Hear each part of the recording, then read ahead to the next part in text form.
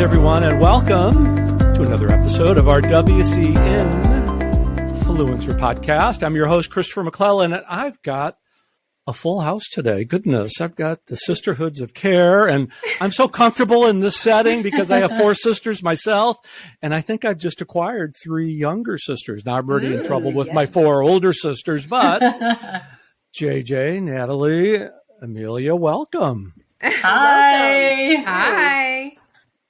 Now, you guys have never talked over one another before. No. Never. Nope.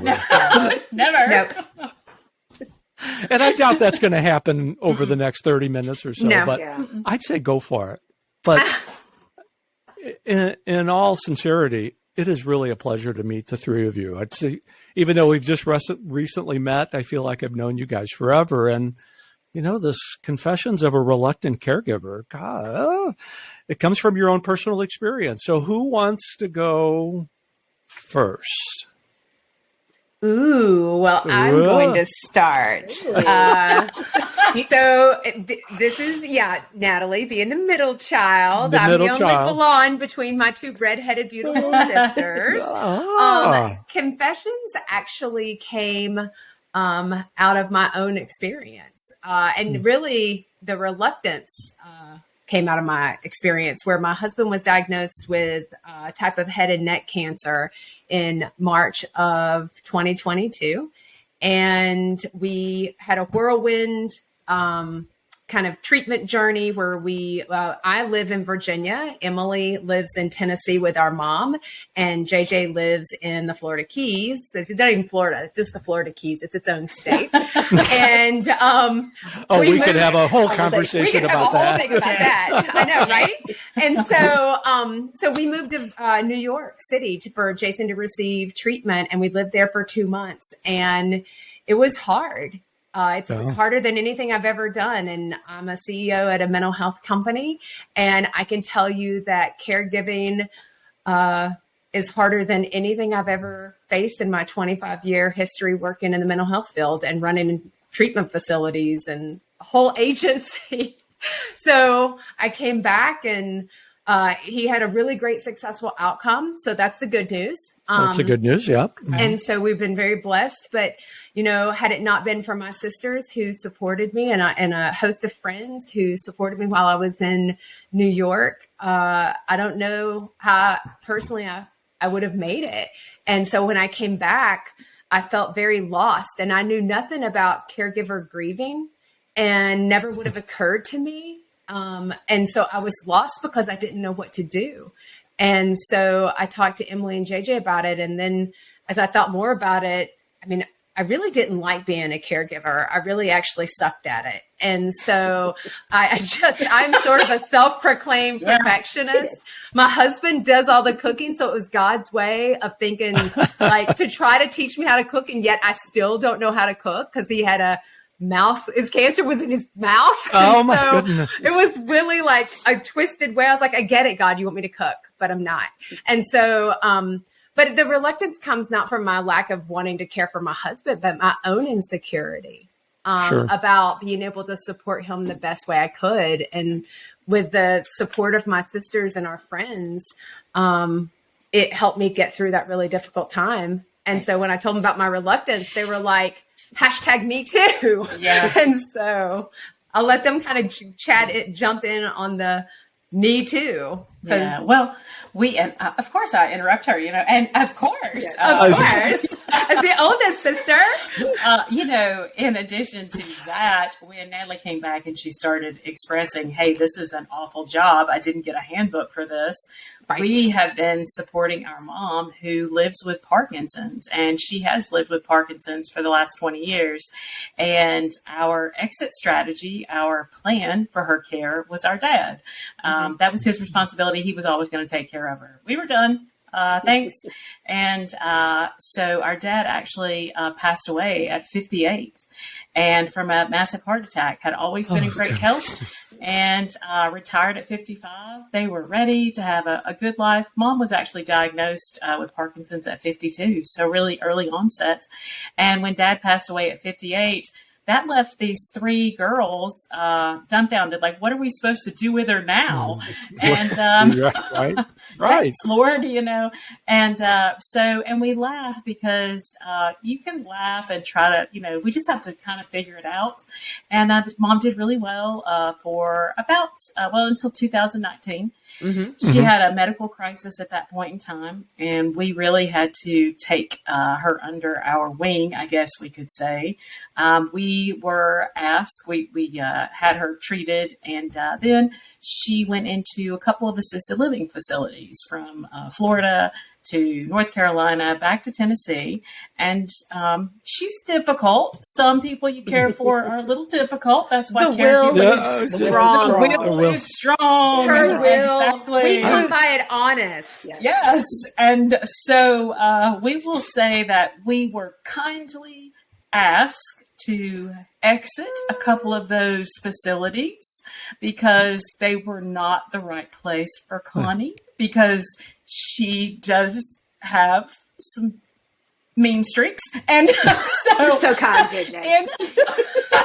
Hey, it's almost your turn. So in 2022, right in the midst of Natalie's crisis, her health crisis with Jason, we were asked to maybe find a more appropriate location, and in walked our sister, Saint Emilie. Saint Emilie, the third facility. Also known as the youngest. The perfect youngest one. Yes, we know. The baby angel.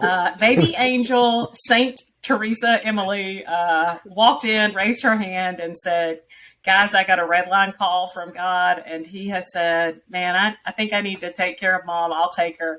Natalie and I both raised our hands and said, you've lost your mind, but okay. So instead of putting Mom into another facility, Emilie stepped in August, and we removed Mom from our third facility, and Emilie took over care. Look at her. She took over. Yes. We all, Chris, I'm not going to lie to you. The viewers can't see this, but JJ and I put our finger to our nose.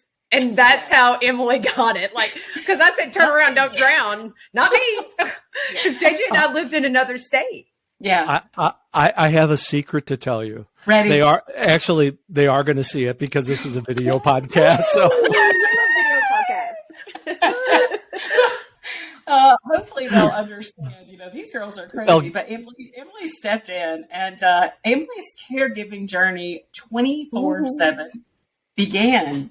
Emilie, who has been fired multiple times. Weekly, I get fired. And in the same count, at least twice a month, I fire her. I digress a little bit. My caring journey started with her after my dad passed away. I was living in the same state as Mom and caring for her, working, being a single parent, and caring for her at the same time. So we kind of regulated that way. I moved out of state in 2019 to be with my wonderful sister, Natalie. So my kids were grown. It was time for me to spread my wings and, find my own journey. That didn't last very long. We did go to 2022, and JJ and Natalie called me and said, we've gotten kicked out of another facility, and her next step is skilled nursing. So, of course, I've got my red light phone to Jesus going, like, is she ready for skilled nursing? Are we ready to step into this? And that's when I really put a lot of prayer and thought about a week or two, and finally was like, yes, I raised my hand. It's me. I'll do it. And it has definitely been a journey. I feel like it's been like the first 3 months, complete boot camp. Didn't have help. It was trenches on the ground. It's something else. So now I do have help and do make time for myself, but we are still in the trenches. And every day is a new journey, a new adventure per se, but not so easy. Yeah.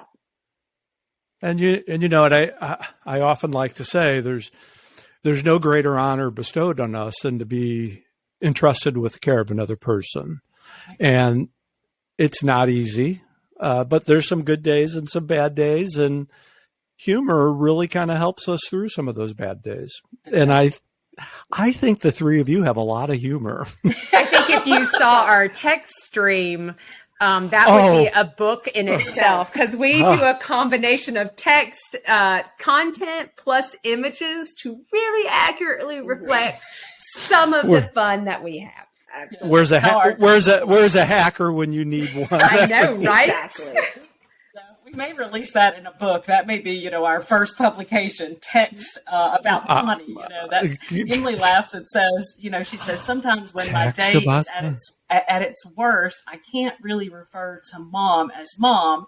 I have to separate it because emotionally I do refer. She's mom, but sometimes as a caregiver I have to separate. So we call her Connie, like, Connie is off her rocker today. So that's, so it's conversations with Connie. We have a lot, we're talking about mom. We have to call and say, Mom, you've got to get on the bus today for the day center, so Connie will not get on the bus is really a common thing, so, but it is, there's, I think one of the things, we talk about the reluctance of it all, but in our reluctance, it's a fight constantly to just make sure things are getting done right. And I think with everything that Natalie learned and then everything that we've learned about mom, there's such a struggle of just making sure that person you love or like is taken care of. And it's about insurance. It's about money. It's about just fighting for care. And that really is, once we said, hey, Natalie raised her hand and said, let's do a podcast. And then let's do a website. And, we need social media. That's where that fire in our bellies came from, that there was so much out there. Like Emilie said, she worked, by herself for 3 months because we couldn't get care. Natalie couldn't get Jason to the right place. It all kind of formed together. And that's kind of where it all, it's culminating in so many different directions. And what I love about your concept of your podcast, and it kind of goes back to, and I think about when I started, it's like, oh my God, can I do this? Can I do this? But we all have a story to share.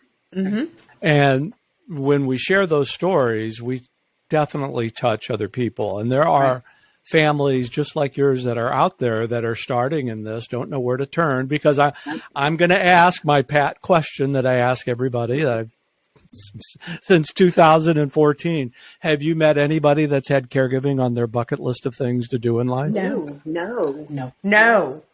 Have you had anybody that is prepared for, an emergency, that knows how to deal with the healthcare system? Even somebody like yourself, Nat, who's in the healthcare system, it's different it's different when you're on the other side, because there's that emotional attachment to mom or dad. Yeah, it totally was. And for Jason, I mean, I did corporate utilization review. I did Medicaid audits for a year for 9 treatment facilities. I know how to navigate, managed care. I know how to navigate commercial insurance. I know how to do all that. And then when it was time for us to be put into the role of a consumer is very, very different. And so, and then to have to advocate the way that I did with our local providers. And I was like, I'm sorry, you must be confused. Wasn't born last night.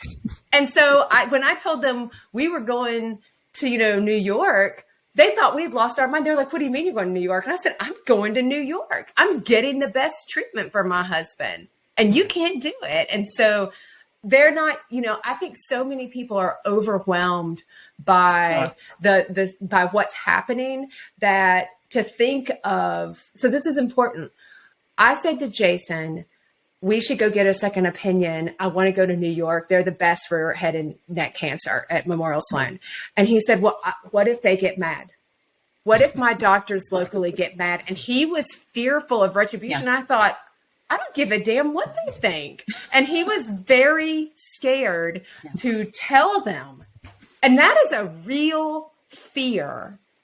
And I think that's terrible. Practitioners and people in my field and the physical health field, like, we have to know and welcome and encourage our patients, our consumers to advocate for themselves.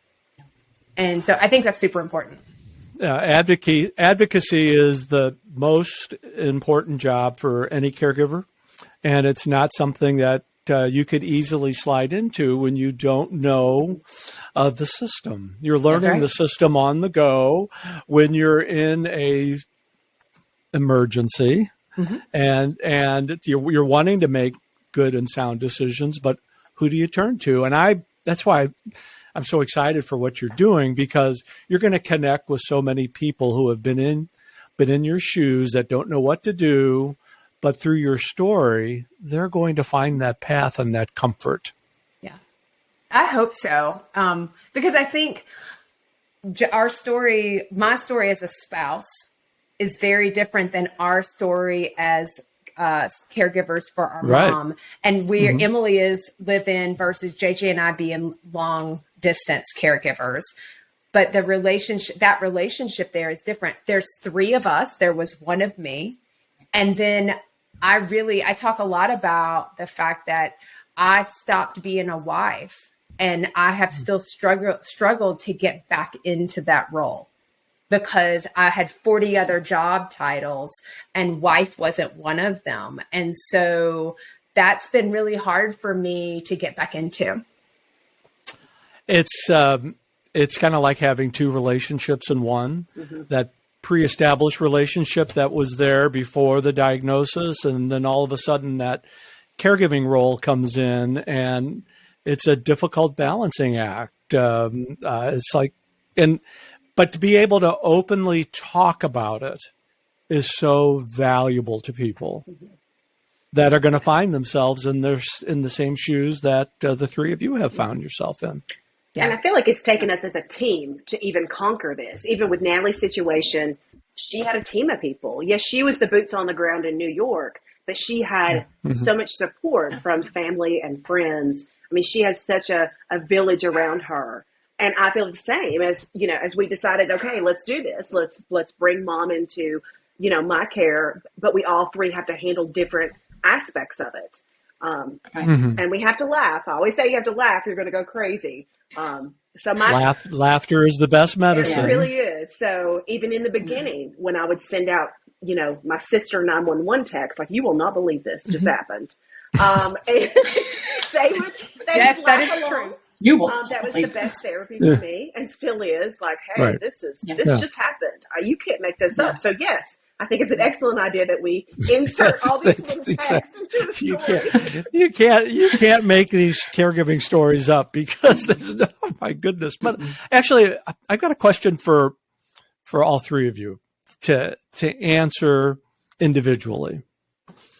Your roles as JJ and Natalie as long distance caregivers, and then Emilie, you're there.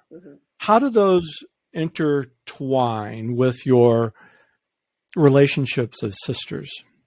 I think sometimes we have to separate, work from, personal to business aspects. So we all have our own qualities that is just phenomenal. And we hit that with this job of taking care of mom.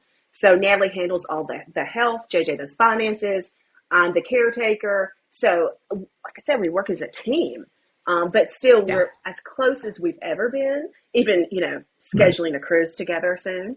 We're getting rested. Exactly. Can I go? Can I go? Yes, we're going to do a podcast from the Alaska cruise ship. Oh my God. So we just have to, number one priority is our sanity. And so we gather together. We've always been so close with each other. So keeping that close relationship is what keeps us together, strong, and be able to achieve anything, even when it's taking care of our mom. That can be difficult a lot of the times. Because it does take a team to care. Oh, it must definitely.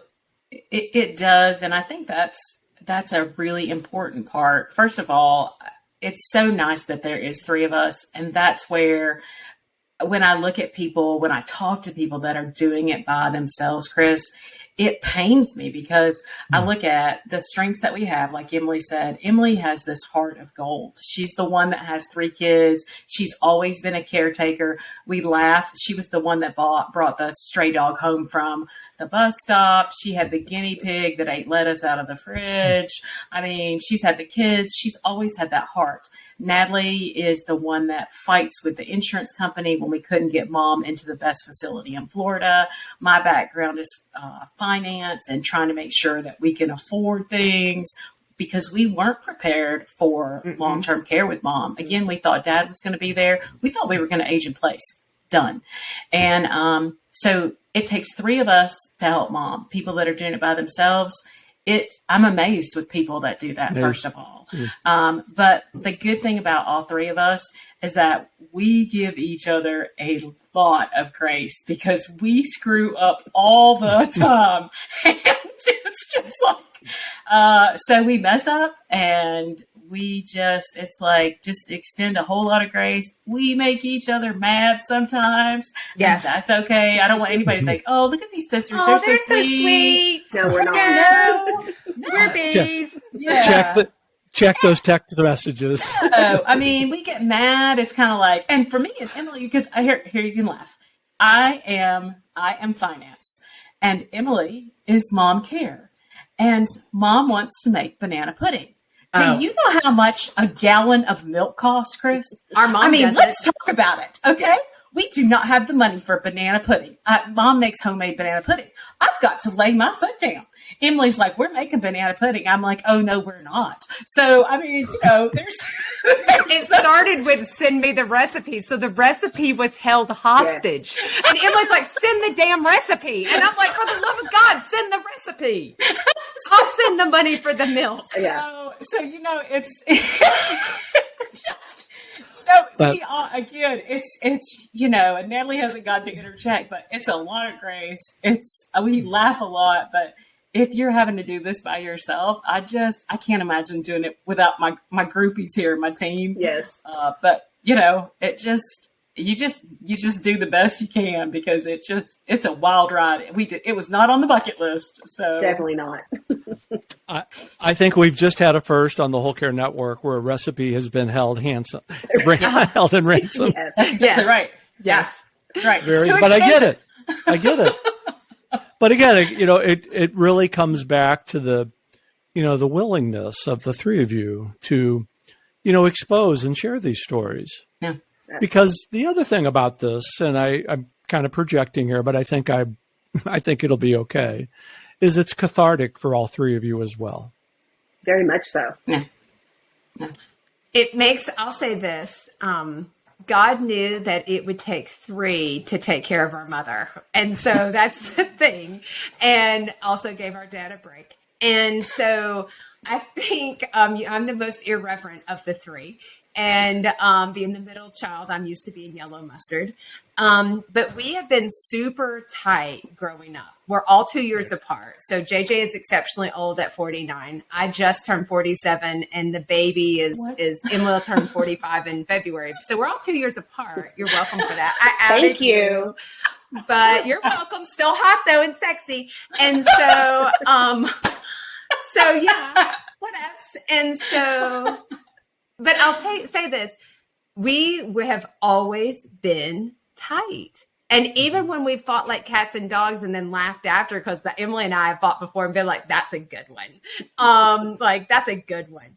So, but I think that's what's so important. And our sisterhood, we really mean it when we talk about Sisterhood of Care. Sure. And we really do take in everybody. Like everybody is an honorary sister. And Chris, you're an honorary brother, clearly, because we don't have brothers and there's not enough testosterone around us. So it is great. It is healing for us. Yeah. And the podcast has been healing. Yeah, it has been healing. Yeah. So I'm sorry, I'm interrupting you guys. It's your job. You have sisters. Jump in there. Oh, no. We lost Emilie. Maybe Connie called her. I don't know. There's a good possibility. She'll be back on it in a second. She'll be back on it. We'll continue. But let's talk about the podcast because it's launching on January 24th, and It's very exciting. We're happy to be a part of it here on the Whole Care Network. So talk about, I don't want to say talk about your goals for the podcast. We already know that, but we know your why.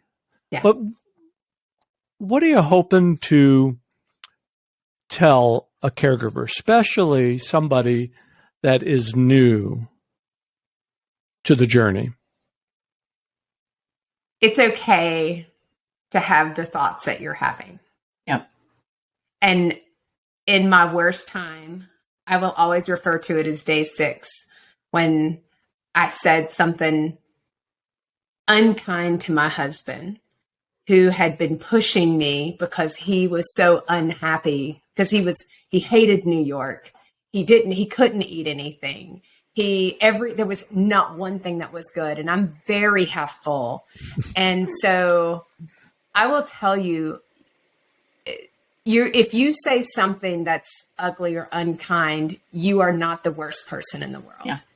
And so I think that's really important, because Emilie said it before. I can't believe I said that. But there's moments when you get pushed so hard that you can only be, and it's not that Jason was mean to me, like you can only be a punching bag for so long. And I wasn't abused, but it's so, when you're in such a crisis state and you're the only person, you're their person, that you're the safest person they have. And they know that no matter what they say, you won't leave them. You can only take it for so long. And then, so you say it, and I can tell you, I'd sit outside MSK and I would cry on the phone to Emilie, and I would just be like, I'm so mad and I just want to walk away and I want to do this. And then she's like, I hear you. I understand. You're right. And then I'm like, okay, I'm better now. Yeah. Get it out. You just got to get it out. Giving that up. I think we all want, I think the goal is that we just want people to feel like they're just heard, because that's all anyone wants, is to just be able to say that thing. Like for me, when because I had mom in North Carolina for a while with me at a facility. And honestly, there were those days, and we are open to say mom can be difficult. She's always been difficult. It's always been hard. Life has not always been perfect, Kristen. I don't think everybody's life is always perfect, but there were those days I was trying to get her to the doctor, and I don't think I could ever walk in her shoes.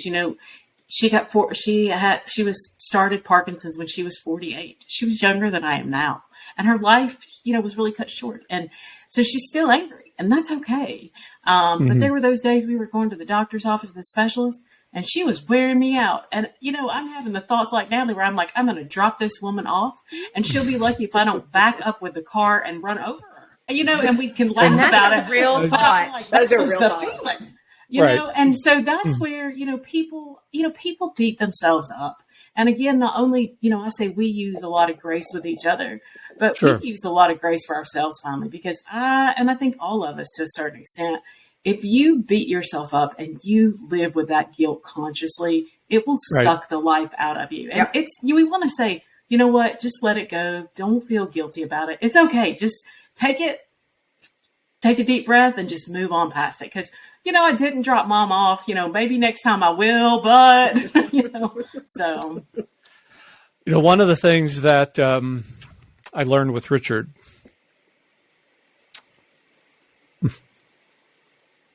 he said, some days, Chris, it's the disease talking. And I think we often forget that. Yep. Yeah. I would agree with that, because Jason has the patience of Job to live with me.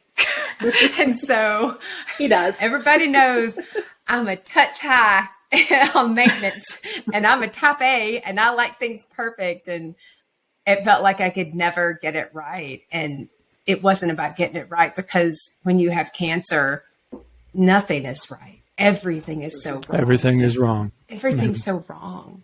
Yeah. Goodness. So we have 4 areas that we really focus on. So when people who are going to come to us and they listen, you should walk away feeling at least one of these things. We believe you should be able to relate. Right. We want to educate you. So you should learn something. we want to inspire you and feel like, damn, I can do that too. I also have a treatment plan for cursing.